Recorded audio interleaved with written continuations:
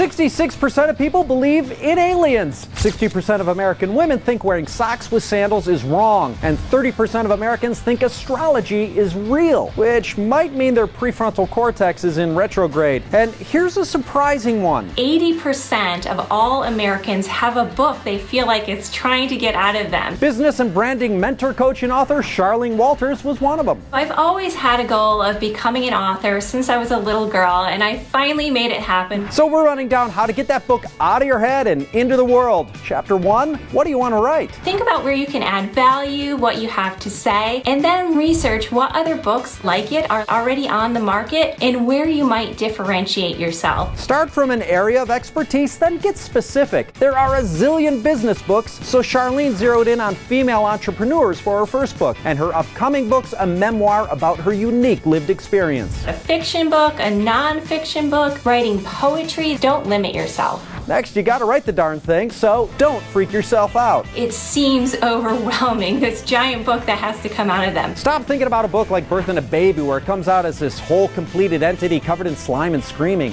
Think about it instead like a journey and just keep taking the next step. I had a full-time job, side hustle, and I was writing at night and on weekends, and you'll be surprised at how quickly it comes together. Just work on chunks and make it a priority. Be as consistent as you can. Even if you're only writing for 5 hours a week, maybe it'll take you longer to write that book, but you'll eventually get there. This next step can overlap with the writing process. You'll have to pick how to publish. You can self-publish, which is becoming more of the norm today. You can also go with a traditional publisher, or you can go with a hybrid publisher, who is someone who's a little bit in the middle. The pros and cons? Some people believe that going with a traditional publisher is sort of more prestigious because the bar is higher. If you're self-publishing, you have the opportunity to make a greater percentage of your profits. However, you are going to have to do everything yourself, and you are going to have to market yourself. And hybrids are a combo of the two. And even if you're self-publishing, you shouldn't go it alone, so pull your team together. Start with an editor. An editor will give you all kinds of feedback. It might be basic, like move this comma or change this word, but they can also see where you can improve what you're writing, where you need to explain more, where maybe a statistic will help. They will add value by helping you to bring your book, your wording, your writing to the next level. Get blurbs for your back cover. Call on your network, give them a PDF, have them read through it, and then write up 2 to 3 sentences about your book. And find a cover designer. I found mine on Instagram, where she had all of her covers up, and I really liked her style. Send it all to your self-publisher, and then? It's all about marketing and telling people about your book. But marketing is for another story. Getting that book out of your head and into the world is at the top of the list.